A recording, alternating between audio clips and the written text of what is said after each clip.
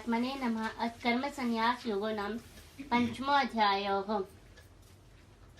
तत्पश्चात अर्जुन बोले, हे कृष्ण, आप कर्मों के संन्यास की और फिर कर्म योग की प्रशंसा करते हैं, इसलिए इन दोनों में से जो एक मेरे लिए भली भांति निश्चित कल्याणकारक साधन हो उसको कहिए।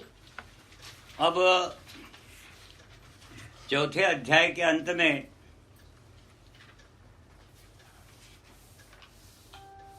भगवान कहते हैं कि अर्जुन, इस संसार में ज्ञान से बढ़कर कोई पवित्र करने वाली वस्तु ही नहीं है।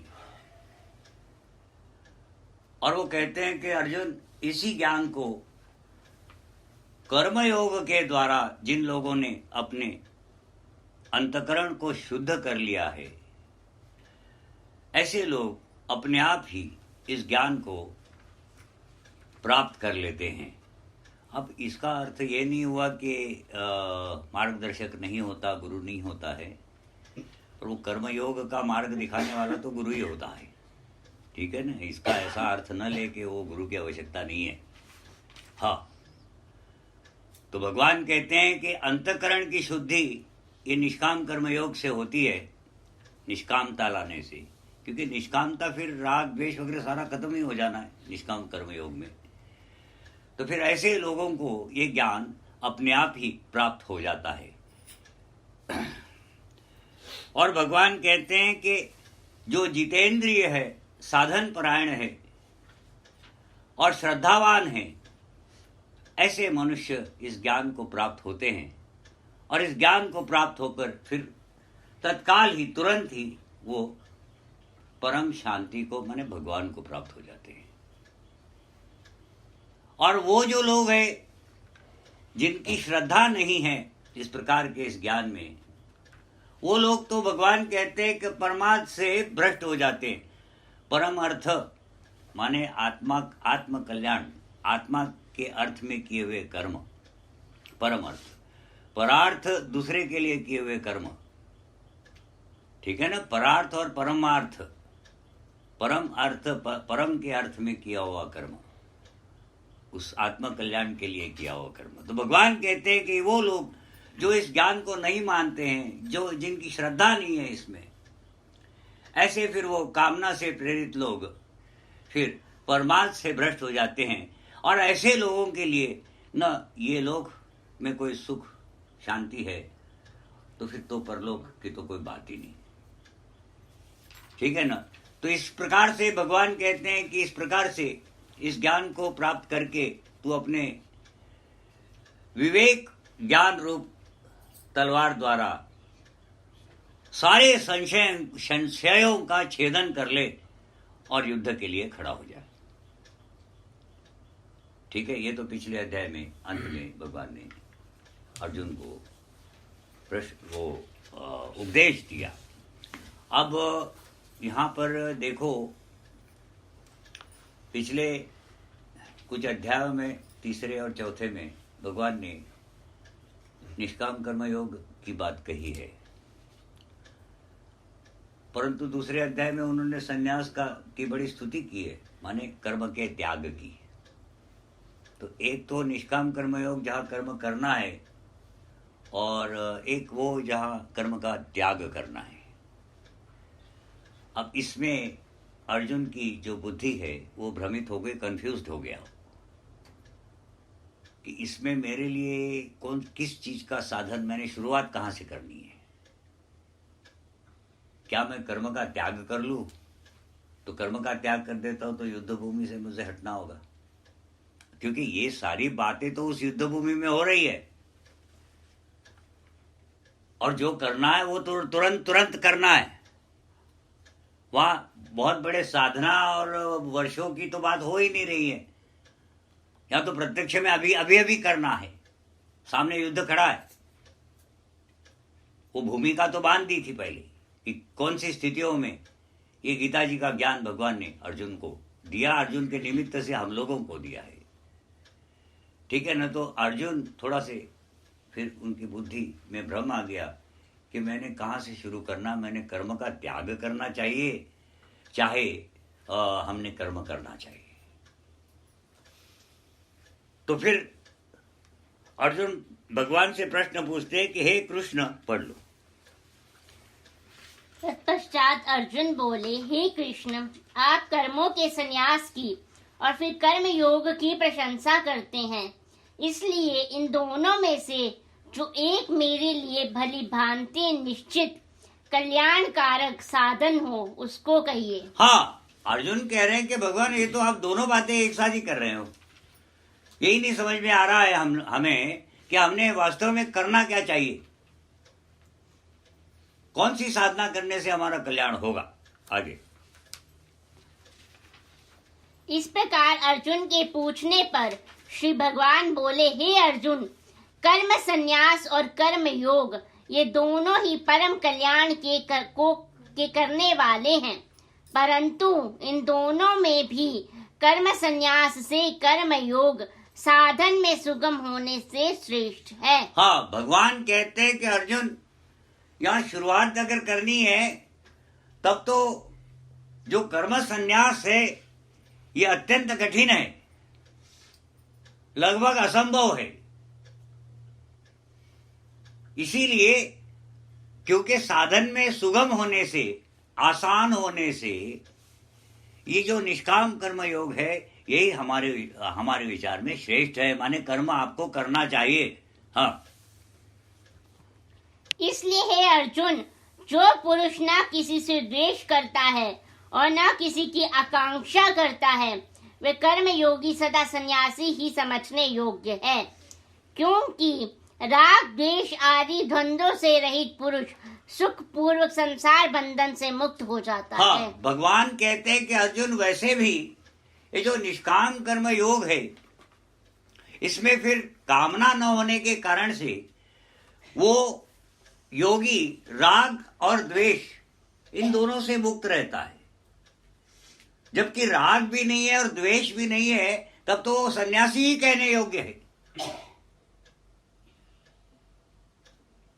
तो भगवान कहते हैं कि ऐसा ये योगी सदा सन्यासी समझने योग्य है, क्योंकि राग द्वेष आदि से रहित सुख पूर्वक वो संसार के कर्म बंधनों से मुक्त हो जाता है, माने पाप और पुण्य से छूट जाता है।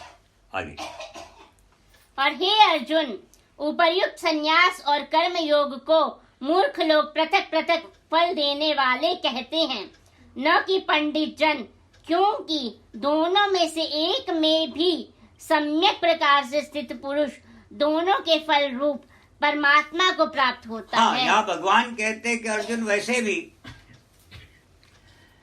क्या निष्काम कर्मयोग, क्या कर्म संन्यास, इन दोनों में जो लक्ष्य है वो तो एक ही है। जो इन दोनों में से किसी भी एक साधना में अगर आप सही प्रकार से चलते हो तब तो आप परम गति को ही प्राप्त होते हैं। आपका जो लक्ष्य है वो एक ही होता है। बात समझ में आए ना? इसीलिए अगर आप और संन्यास ये कठिन है और निष्काम कर्मयोग आसान है उसकी तुलना में, रिलेटिवली। हाँ, माने कठिन तो वो भी है, वो कोई इतना आसान नहीं है। कामनाओं का त्याग करना, निष्कामता लाना, ये आसान काम नहीं है, परंतु कर्म संन्यास की अपेक्षा तो वो आसान है, सुगम है। इसलिए भगवान कहते हैं कि संन्यास और कर्मयोग को मूर्ख लोग अलग अलग मानते हैं, अलग अलग फल देने वाला मानते हैं। वास्तव में दोनों का फल एक ही है। हाँ, आगे। तथा ज्ञान योगियों द्वारा जो परम धाम प्राप्त किया जाता है, कर्म योगियों द्वारा भी वही प्राप्त किया जाता है। इसलिए जो पुरुष ज्ञान योग और कर्म योग को फल रूप में एक देखता है, वही यथार्थ देखता है। अब यहाँ पर भगवान ने सबसे पहले यही कहा है कि निष्काम कर्म योग और कर्म संन्यास। अब निष्काम कर्म योग वो कहते हैं क्योंकि वो साधना में सुगम है, आसान है, इसीलिए हमारे विचार में कर्म संन्यास से तो निष्काम कर्म योग ही श्रेष्ठ है। फिर वो कहते हैं कि वैसे भी अर्जुन निष्काम कर्म योग में अगर आप स्थित होते हो तो वैसे भी आपके राग द्वेष तो उससे आप रहित हो जाते हो। तो इसके अनुसार फिर क्या कर्म संन्यास और क्या निष्काम कर्मयोग, वो निष्काम कर्मयोगी तो सन्यासी ही मानने योग्य है। ठीक है ना, वो बड़े आसानी से, बड़े आसान माने आसान साधना करता हुआ वो कर्म बंधन से मुक्त हो जाता है। जबकि कर्म संन्यास ये वो कहते हैं कि इसकी अपेक्षा से बड़ा कठिन है, असंभव है। आगे, परंतु हे अर्जुन, कर्म योग के बिना संन्यास अर्थात मन, इंद्रिय और शरीर द्वारा होने वाले संपूर्ण कर्मों में कर्तापन का त्याग प्राप्त होना कठिन है। हाँ, भगवान कहते हैं कि ज्ञान योगियों द्वारा जो परम धाम प्राप्त किया जाता है माने फल रूप में, वही निष्काम कर्म योग द्वारा किया जाता है, माने दोनों का फल एक ही है। साथ साथ में वो कहते हैं कि अर्जुन, परंतु हे अर्जुन, कर्म योग के बिना संन्यास अर्थात मन, इंद्रिय और शरीर द्वारा होने वाले संपूर्ण कर्मों में कर्तापन का त्याग प्राप्त, वो कहते हैं कि जब तक आप निष्काम कर्म योग में नहीं आते हो और सीधे सीधे वो संन्यास में जाते हो तो भगवान कहते हैं कि ये बड़ा मुश्किल है, क्योंकि निष्काम कर्म योग के बिना मैं करता हूं का भाव, कर्तापन का भाव हटा देना लगभग असंभव है। कुल मिला के उनका कहना है कि सबसे पहले निष्काम कर्मयोग में आए और उसके बाद निष्काम कर्मयोग की निष्ठा पर पहुंचने के बाद कर्म संन्यास अपने आप शुरू हो जाता है। हाँ, वो तो अपने आप ही उसको खुद ही पता चल जाता उस निष्ठा पर कि वास्तव में मैं तो कुछ कर ही नहीं रहा हूं। हाँ, और वो जो भाव है मैं कर्तापन का मैं करता हूं वाला भाव, वो अपने आप ही विलीन हो जाता है। परंतु सीधे अगर आप कर्म संन्यास में जाते हो तो ये भगवान कहते हैं बड़ा मुश्किल काम है, ये नहीं होने वाली बात है। हाँ, और भगवत स्वरूप को मनन करने वाला कर्म योगी पर ब्रह्म परमात्मा को शीघ्र ही प्राप्त हो जाता है। हाँ, और वो जो अपने कर्मों को भगवान में अर्पण कर रहा है, निष्काम कर्म योगी, वो भगवत स्वरूप को मनन करता हुआ वो बड़े आसानी से परम गति को प्राप्त होता है। हाँ, तथा जिसका यहाँ पर ध्यान रहे ना कि भगवान ने सबसे पहले ये कहा है कि निष्काम कर्म योग और कर्म संन्यास, इन दोनों में से निष्काम कर्म योग साधना में सुगम है, आसान है। अब वो ये बता रहे हैं कि कठिनाइयां क्या क्या है कर्म संन्यास में, और इन दोनों की वो अब तुलना कर रहे हैं। क्योंकि अर्जुन ने उनको पूछा था कि आपने मुझे तो कंफ्यूज कर दिया है, भ्रमित कर दिया है कि इन दोनों में से मैं क्या करूं, कर्म संन्यास में आऊं चाहे निष्काम कर्म योग में। तो अब वो बता रहे हैं कि निष्काम कर्म योग और कर्म संन्यास दोनों की वो तुलना कर रहे हैं और ये बताना चाह रहे हैं कि ये जो कर्म संन्यास है अत्यंत कठिन है। और फिर वो ये भी बताना चाह रहे हैं कि सबसे पहले आप निष्काम कर्म योग में आइए, क्योंकि वो आसान है, सुगम है, और निष्काम कर्म योग की निष्ठा पर जब पहुंचोगे तो अपने आप ही सन्यासी बन जाओगे। हाँ, आगे, अब सन्यासी बनना माने मैं करता हूं ये भाव का हट जाना, ठीक है ना। तो मैं करता हूं का जब भाव ही नहीं रहता है तो वो कर्म से अपने आप ही हट ही जाता है, अपने आप ही हट जाता है। मैं करता ही नहीं हूं, जब जो हो रहा है होने दो, है ना। ठीक है।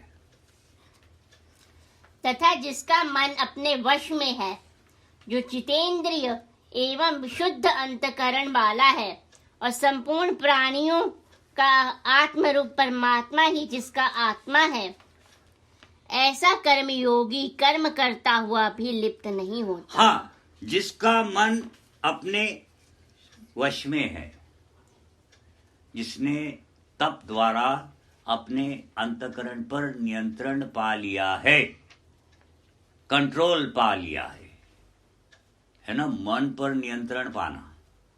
मन जीता तो जग जीता, वो स्थिति, ठीक है ना। अब ये लक्षण बता रहे हैं।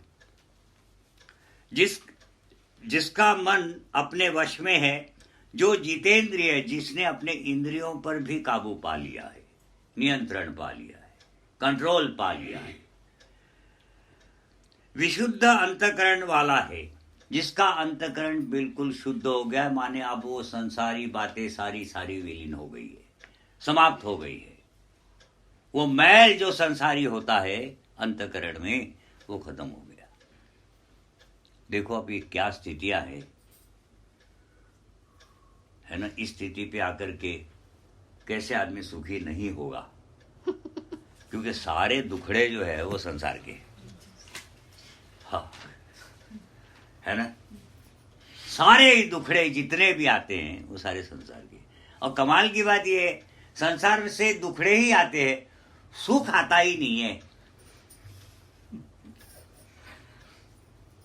हाँ, सुख तो आता ही नहीं है, क्योंकि संसार में प्रकृति बरत रही है। अब आप सुखी कब हो सकते हो? सुखी तो तब हो सकते हो जब तक आपके मन की बात पूरी ना हो। अब हर बार, हर सेकंड में, हर पल में आपका मन नई नई बातें इजाद करते रहता है कि मुझे ये चाहिए, मुझे वो चाहिए, ऐसा हो तो ये वैसा हो। सारी कामनाएं जो होती है, माने 24 घंटे में कभी हमने आपको वो जो साधना बताई थी कि 5 मिनट के लिए आप अपना थोड़ा सा, कम से कम 5 मिनट के लिए आप एक कोने में जाकर के रोज बैठा करो, और आंख बंद करके, और बिना हिले डुले, कोई मंत्र तंत्र नहीं बोलना, मात्र जाकर के बैठ ही जाना। तो वहां आप कभी कभी अपने मन पर ध्यान रखना कि वो हर पल एक कामना उत्पन्न करता है। कुछ नहीं तो कहेगा गर्म पड़ा हो रहा है, ठंडा चाहिए। वो हर पल, हर सेकंड में वो कामना करते रहते हैं। अब ये सारी कामनाएं कौन सी होती है? ये संसारी होती है। अब ये सारी की सारी पूरी तो हो नहीं सकती, क्योंकि संसार आपके नियंत्रण में नहीं चलता। वो प्रकृति आपके नियंत्रण में नहीं है। वो तो प्रकृति में बरत रही है। वो जैसे चलेगी, आपको चलना। आपके पास वो टेक्निक होना चाहिए कि इसके साथ साथ चले, उसे बदलने का प्रयास न करे। जब आप उस प्रकृति को मोड़ने का प्रयास करते हो, तब जाके दुखी होते रहते हो। तो सोचो, आपको 24 घंटे में कितनी बार दुख होता है और कितनी बार सुख होता है। कभी कभार अपना आकलन कर लेना। हाँ, वर्षों बीत जाते हैं सुख का एक क्षण आते आते।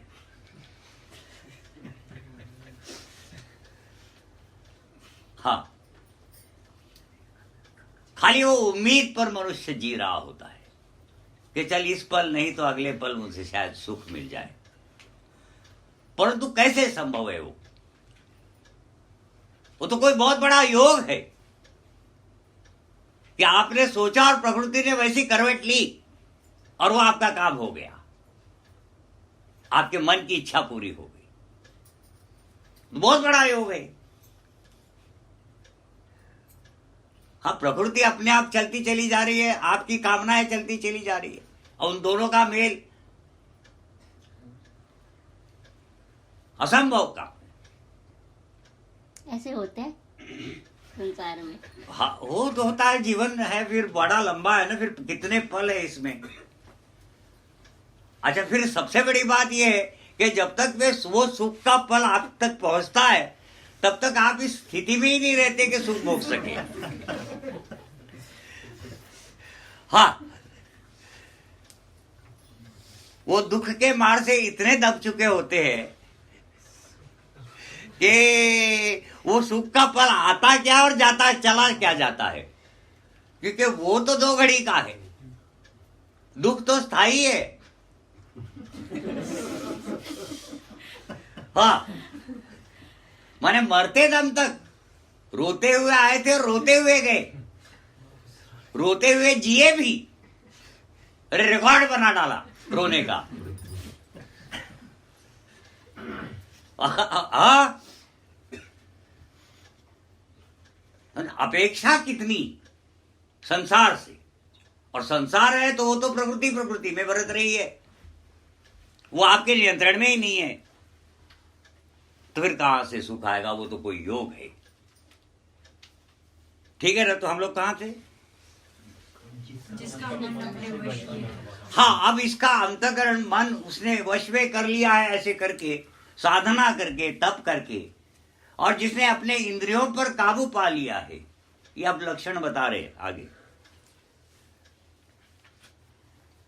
और हे अर्जुन, और जो विशुद्ध अंतःकरण वाला है, माने जिसका अंतःकरण बिल्कुल शुद्ध हो गया है, ऐसा कर्म योगी कर्म संपूर्ण प्राणियों का आत्मरूप परमात्मा ही जिसका आत्मा है।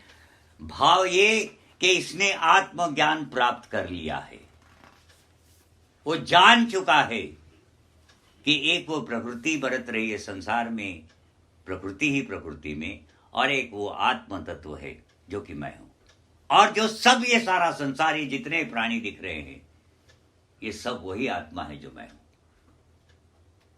वो जान चुका है। ये गंतव्य मंजिल बता रहे हैं निष्काम कर्म योग की। हाँ, ये गंतव्य पर पहुंचने के बाद होना है। हाँ, ऐसा कर्मयोगी कर्म करता हुआ भी लिप्त नहीं होता, माने उसको ना तो पाप लगता है ना पुण्य लगता है। भाव ये कि वो बता रहे कि ये निष्काम कर्म योगी भी सन्यासी ही है, क्योंकि सन्यास में होता क्या है, मैं करता हूं का भाव न होने के कारण से, सुनो, मैं करता हूं ऐसा भाव नहीं है, इसीलिए पाप और पुण्य नहीं लगे थे। और यहां क्या हो रहा है, यहां भगवान कहते हैं कि जो जिसका मन अपने वश में है, जिसकी इंद्रियां अपने वश में है, जिसने अपने अंतःकरण को शुद्ध कर लिया है और जिसने आत्मज्ञान प्राप्त कर लिया है, ऐसा वो व्यक्ति फिर कर्म करता हुआ भी पाप और पुण्य को प्राप्त नहीं होता। स्थितियां एक ही है ना, जो रिजल्ट है, जो परिणाम है, वो एक ही है। क्या परिणाम है कि पाप और पुण्य नहीं लगते। कर्म संन्यास में मैं करता हूं का भाव न होने के कारण से पाप पुण्य नहीं लगते हैं, और निष्काम कर्म योग में वो जो इतना बड़ा ज्ञान हासिल करके और फिर उसने कर्म किया है, इसीलिए उसको पाप और पुण्य नहीं लगते। हाँ, आगे। और हे अर्जुन, तत्व को जानने वाला सांख्य योगी तो देखता हुआ, सुनता हुआ, स्पर्श करता हुआ, सूंघता हुआ, भोजन करता हुआ, गमन करता हुआ, सोता हुआ, श्वास लेता हुआ, बोलता हुआ, त्यागता हुआ, ग्रहण करता हुआ तथा आंखों को खोलता और मूंदता हुआ भी सब इंद्रियां अपने अपने अर्थों में बरत रही हैं। इस प्रकार समझकर निसंदेह ऐसा माने कि मैं कुछ भी नहीं करता। अब वो अब तुलना कर रहे हैं कि ये संन्यास, कर्म संन्यास कितना कठिन है, तो वो कह रहे हैं कि अर्जुन, सब कुछ करता हुआ भी, हर क्रियाएं करता हुआ संसार में करता हुआ भी, जो इस बात को जान लेता है कि वास्तव में मैं नहीं करता हूं, ये तो हुआ कर्म संन्यास। वो उसको बता रहे, अर्जुन को बता रहे हैं कि कर्म संन्यास और निष्काम कर्म योग में क्या अंतर है और ये क्यों इतना कठिन है। वो कहते हैं कि हर क्रियाएं जो तू करेगा,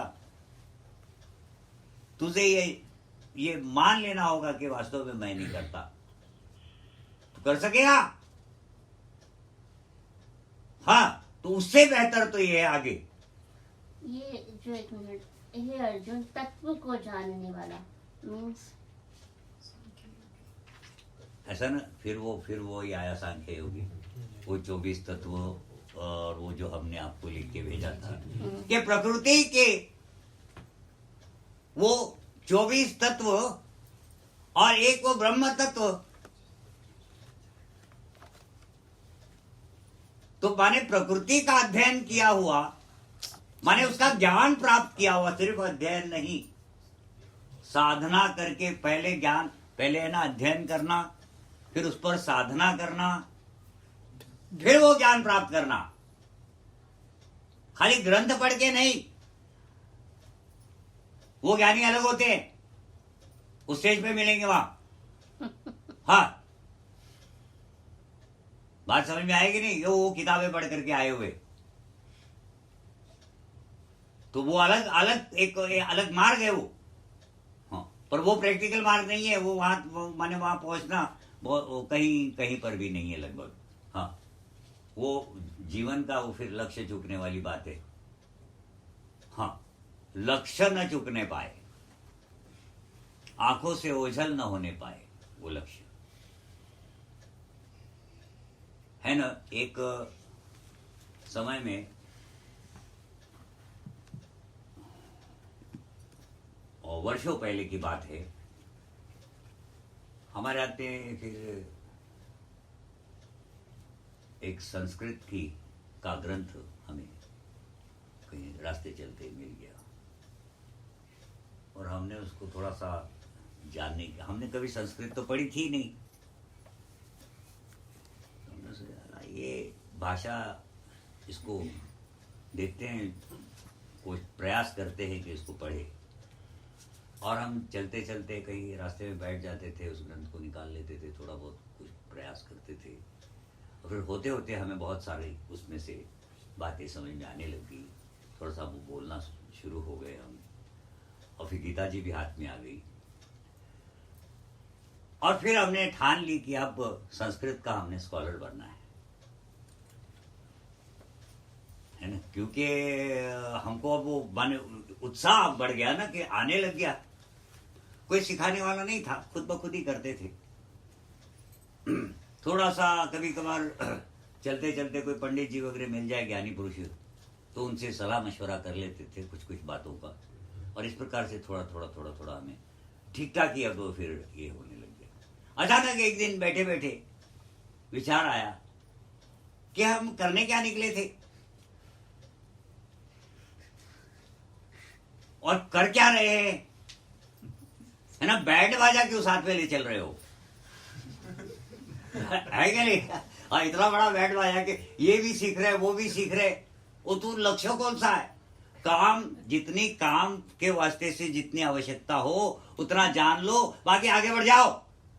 ये लक्ष्य नहीं अपना, लक्ष्य तो वो ब्रह्म है, कहीं वो न चूक जाए, क्योंकि जीवन एक लाइफ टाइम, उसकी एक मर्यादा है, म्याद है, लिमिटेशंस है, वो हमेशा रहने वाला नहीं है। जन्म लिया, जी लिए, मर गए, जन्म लिया, जी लिए, मर गए। तो जितनी काम, जितनी आवश्यकता है उतना कर लो और आगे बढ़ जाओ। तो वही बात भगवान कहते हैं कि अर्जुन कहां थे? तत्व को जानने वाला की हो रही है ना बात। हाँ, ये जो प्रकृति को जान करके और फिर ब्रह्म तत्व को जानने वाला, वो जो सांख्य योगी है, वो तो सब कुछ करता हुआ भी, हर क्रियाएं करता हुआ भी ये मान कर चले कि मैं कुछ न करता, मैं नहीं कुछ करता। अब वो बता रहे हैं कि कितना कठिन है फिर ये। हाँ, और आगे, परंतु हे अर्जुन, देह अभिमानियों द्वारा ये ना ये पढ़ो, जो पुरुष, 10th पढ़ो, जो पुरुष। अच्छा, वो ऊपर लिखा था ना, वो हाँ। जो पुरुष सब कर्मों को परमात्मा में अर्पण करके और आसक्ति को त्याग कर कर्म करता है, वह पुरुष जल से कमल के पत्ते की भांति पाप से लिप्त नहीं होता।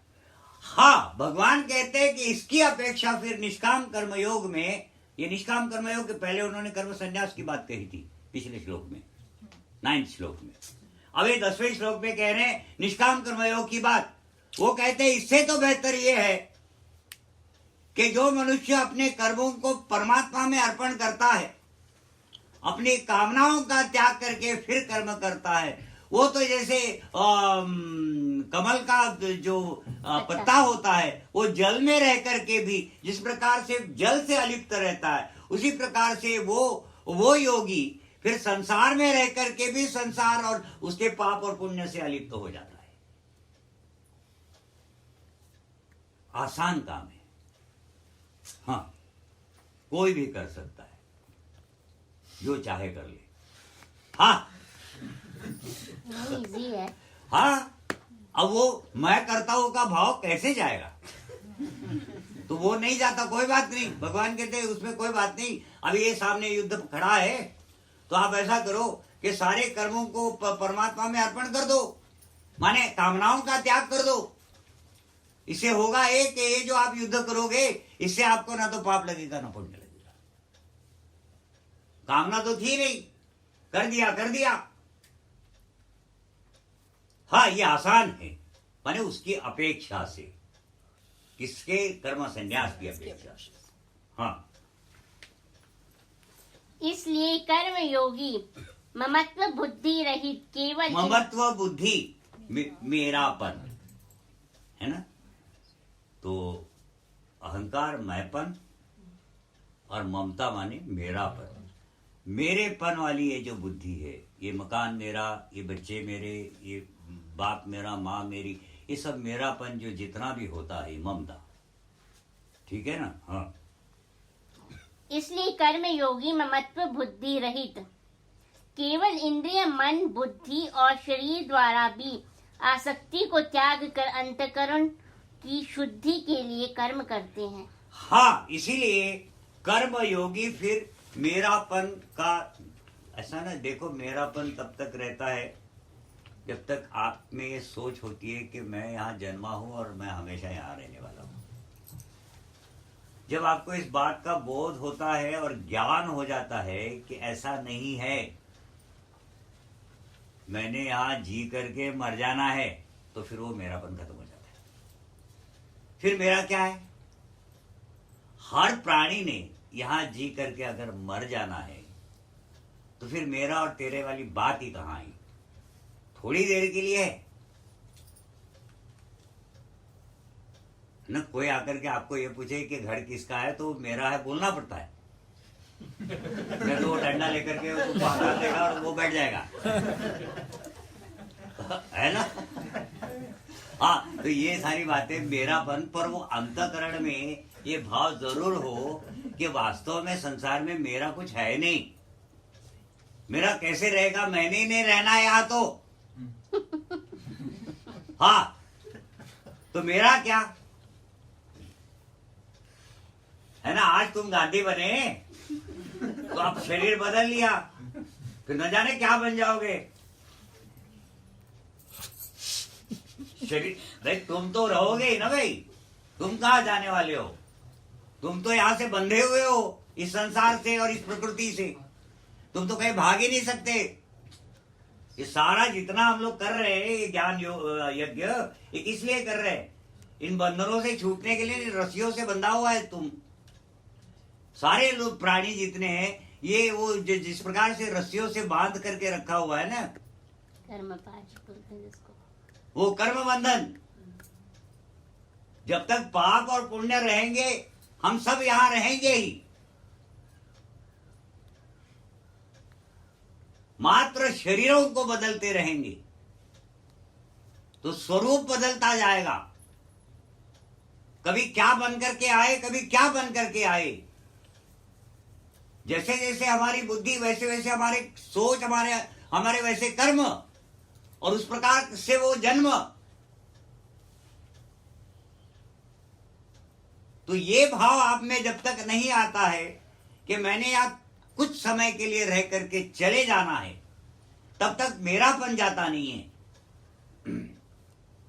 और जैसे ही ये ज्ञान हो जाता है ना, आसपास मरते हुए को देख रहे हो, पर आपके अंतःकरण में बात यही आती है कि वो मरा। मैंने नहीं मरना है। हाँ, अरे मरने वाले मरते रहेंगे, मैं क्यों मरूं? मैं तो यहां हमेशा के लिए आया हूं। ऐसा एक भाव तुम लोगों में पक्का बना रहता है। और इसी के कारण से ये सारा जो संसार दौड़ धूप में लगा हुआ है ना, ये कारण इसका मुख्य यही है। अगर हरेक में ये भाव आ जाए कि मुझे तो यार, तो ये संसार चलेगा ही नहीं, सारी गाड़ियां रुक जाएगी, ठप, भगवान का भट्टा बैठ गया। उसने जो सोचा था सारा सब फेल। हाँ, ये क्या हो गया भाई? हाँ, इसीलिए ये ज्ञान भी कर, माने जितने विद्यार्थी होते हैं, मुझे जो कर रहे होते हैं, इसको प्राप्ति की इच्छा रख करके जो साधना कर रहे होते हैं, उन हजारों विद्यार्थियों में किसी एक को ही होता है। वो प्रकृति भगवान ने इतनी दुस्तर बनाई है, वो भगवान से उत्पन्न है। उसने एक वो ब्रह्म और उसकी वो ऊर्जा, और उस ऊर्जा वो बदल गई वो इस प्रकृति में, उसके वो सत्वगुण, रजोगुण, तमोगुण। तो सत्वगुण प्रकाश, तो रजोगुण अग्नि, और तमोगुण अंधकार, और सबकी आवश्यकता है, सभी की आवश्यकता है। तो प्रकृति में बरत रही होती है। बात समझ में आई ना? तो इसी वास्ते से प्रकृति इतनी दुस्तर है कि इसको पार लगाना बड़ा मुश्किल है। हम 1000 बार आपको कहे कि मान जाओ, ममता को त्याग दो, पर कहा हाय मेरी ममता।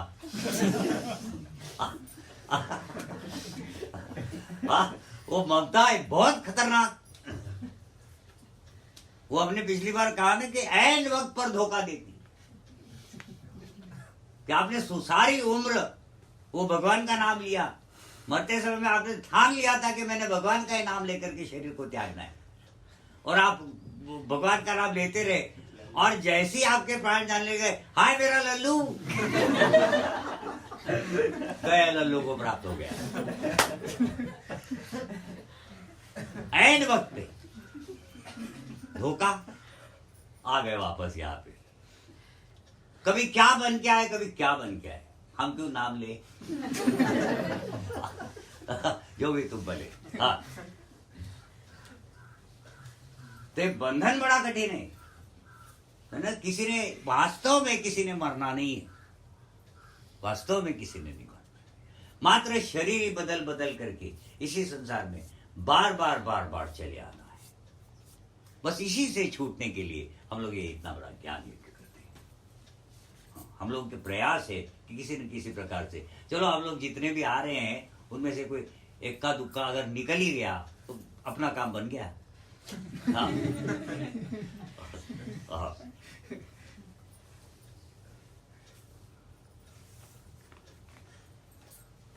चलो आगे। हाँ, कितने हुए? 11 हुए। कर लो 15 तक कर लो। क्या हो गया है ना कि हम लोग इसे जबकि बार बार कर रहे हैं ना, तो इतना कठिनाई नहीं लग रही है अब, है ना, तो वो आसान सा लग रहा है, इसीलिए रफ्तार तो बढ़ी जाएगी।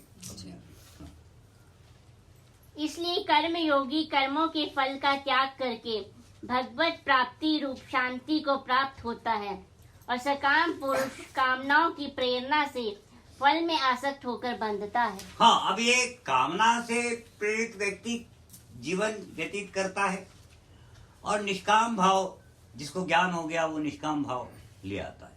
अब वो निष्काम भाव का ये जो कर्म योगी है, ये कर्मों के फल का त्याग करके शांत, नेचुरल है। जब आप कोई भी काम करते हो और उसके फल की इच्छा नहीं रखते हो ना, तो आपको उस कर्म हो जाने के बाद भी शांति रहती है ना। आपने कोई कामना की है, मान लो, तो कर्म के बाद तो बढ़िया शांति होगी ना, कि परिणाम क्या आने हैं, मैंने जो चाहा वो मिलने वाला है कि नहीं मिलने वाला है। जैसे मान लो कोई एक विद्यार्थी पेपर दे के आता है परीक्षा में, तो वो जब तक कि उसका परिणाम नहीं आता है तब तक बेचैन होता है ना। परंतु अगर ये सोच करके उसने परीक्षा दी है कि जो होगा देखा जाएगा, वो चाहे मैं पास हूं चाहे ना हूं, तो वो उसको क्या, वो पेपर दे करके आ जाएगा, और वो अपने काम में लग जाएगा, उसको नहीं मालूम है क्या हो रहा है, क्या नहीं, वो ध्यान ही नहीं देगा। तो भगवान कहते हैं कि जो कर्मयोगी है ये तो कर्मों के फल का त्याग कर करके शांति को प्राप्त हो जाता है, और वो जो कामना वाला है वो कामना से प्रेरित होकर के निरंतर पाप और पुण्य में बनता चला जाता है, निरंतर। और यही पाप पुण्य फिर तुम्हें सुख और दुख के कारण बनते हैं।